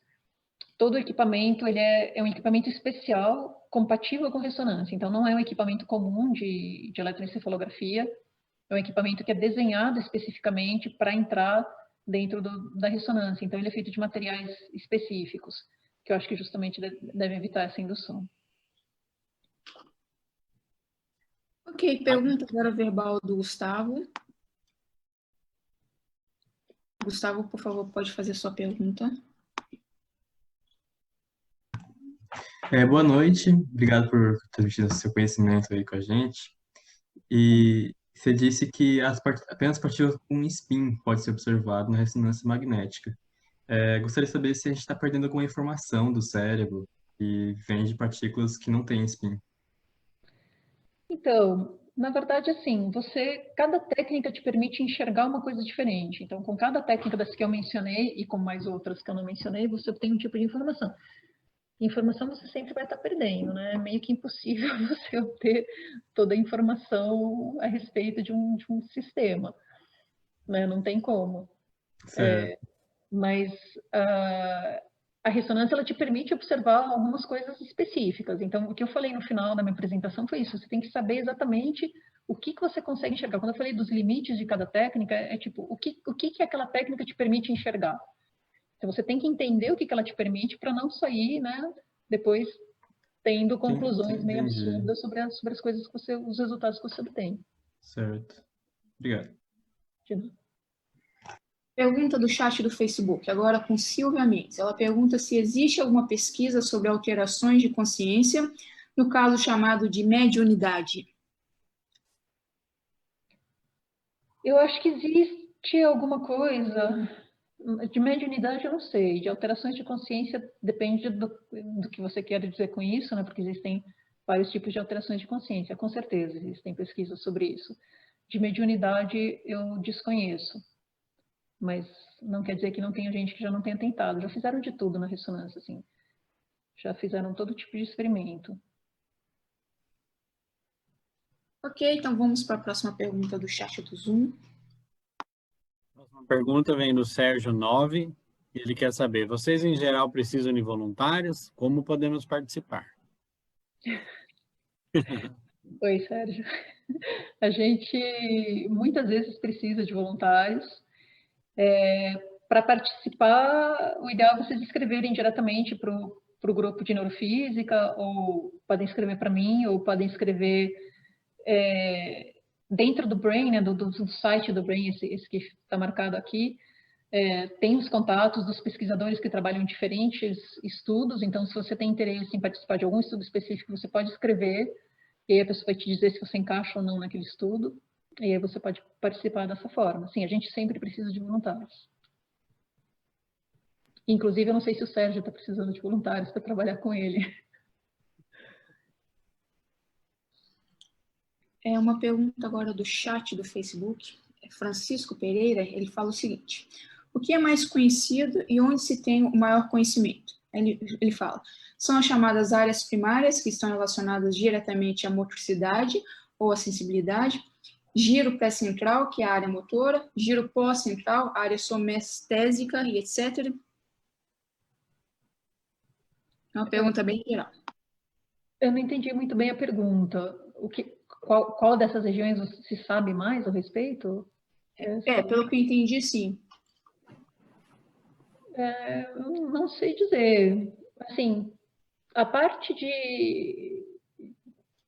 relacionada a estímulos sensoriais, estímulos e a tarefas motoras, ela é bastante conhecida, né? Como isso é processado no cérebro, né? E tudo mais, isso já é bastante conhecido.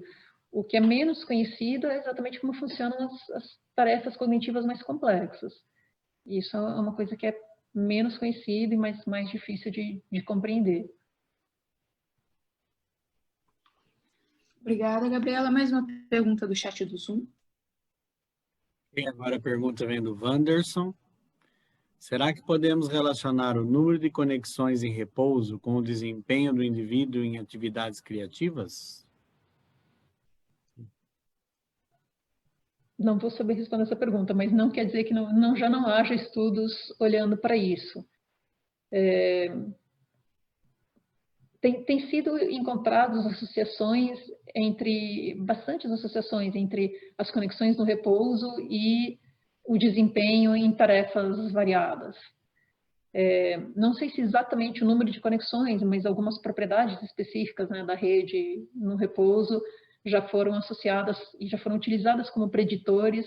O único trabalho, aliás, que eu já li que fala sobre isso era justamente sobre BCI, né, sobre a parte de interface cérebro-computador. Então, aquelas interfaces cérebro-computador que usam imaginação de movimento, algumas pessoas se dão bem com aquilo e outras não, porque imaginar um movimento pode parecer simples quando você pensa, mas para executar, assim, para você ter que comandar um dispositivo externo, não é tão trivial.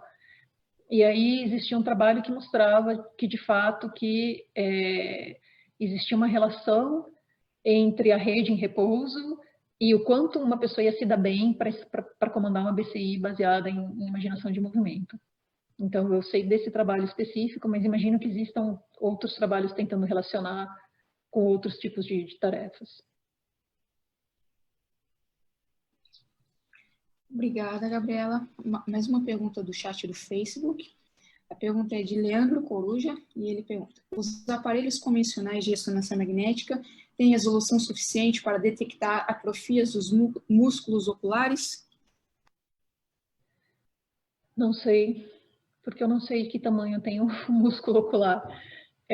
Os aparelhos de ressonância magnética, quando você faz as imagens anatômicas, a resolução mais usual é 1 por 1 por 1 milímetro. Né? Ou seja, se for dessa ordem de tamanho, você consegue, né, se for até dessa ordem, o músculo atrofiado tiver esse tamanho, você vai conseguir detectar. Em alguns casos, você consegue fazer imagens com resolução maior, na verdade, até com voxels de, sei lá, meio por meio por meio milímetro, se você focar a imagem numa região pequena. Mas eu não sei o tamanho do músculo, então não sei se dá para enxergar, mas se você sabe o tamanho do músculo com essa informação, acho que você consegue responder a pergunta.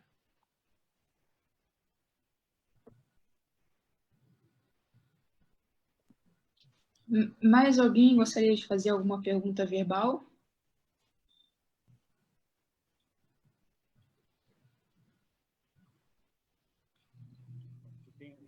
Tem uma pergunta no chat do Zoom ainda. Pessoas com implantes dentários podem fazer exame de ressonância do crânio? Podem. Em geral, podem. O que acontece com implantes dentários é que, em geral, você vai ter um artefato na imagem, toda essa região aqui da imagem, né, ela fica escura. Então, dependendo de qual região do cérebro você quer ver, você não vai conseguir enxergar, né? A região do cérebro que está mais próxima aqui da boca, você não vai conseguir enxergar porque ela fica preta na imagem.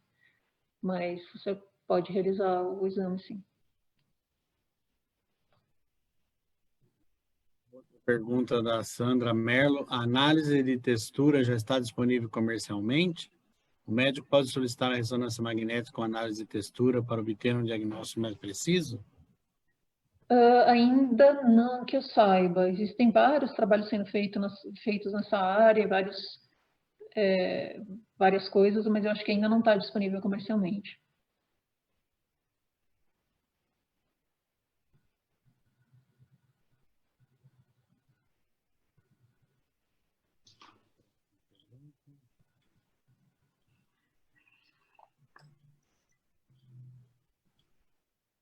Existe epilepsia ou Alzheimer em animais?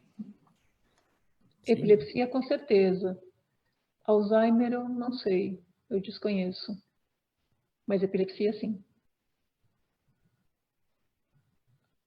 Lucas Vieira quer saber como é possível afirmar que o sinal obtido no EEC é do córtex cerebral e não de algum outro neurônio do couro cabeludo?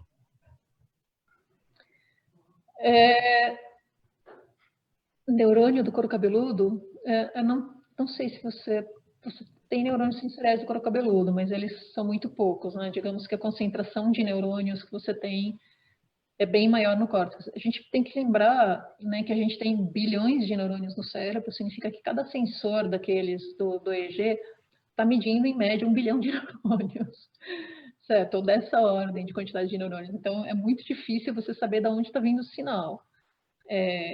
Você consegue detectar a atividade média de uma população gigantesca de neurônios. É isso que a eletroencefalografia mede.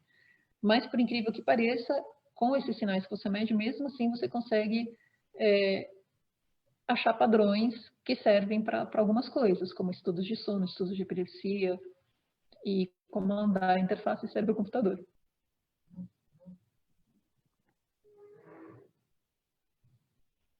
E aí, Flávia? Muito bom, gente. Nós vamos encerrar o Física para Curiosos, mas fiquem aí com o pessoal do Zoom, principalmente, porque a gente vai abrir uma enquete só para avaliar como a gente está aqui apresentando no nosso seminário, para melhorar a qualidade deles. Então, eu peço a vocês para esperarem mais um minutinho para responder a enquete. Muito obrigada, professora Gabriela. O seminário foi excelente, muito interessante esse tema. E lembrando a todos que o seminário vai ficar disponível no Facebook do nosso Instituto do IFGW. Então, acesse lá o Facebook. Quem perdeu alguma parte, perdeu o início ou quer assistir novamente o seminário, ele estará disponível. Obrigada a todos e aguardem aí, por favor. Muito obrigada, Flávia. Obrigada, gente. E é isso. Muito obrigado novamente a todos pela presença. Obrigado, Gabriela, pela palestra. Participem sempre do Física para Curiosos. Vocês são sempre muito bem-vindos. E fiquem em casa e fiquem bem. Cuidem-se todos. Abraços e boa noite.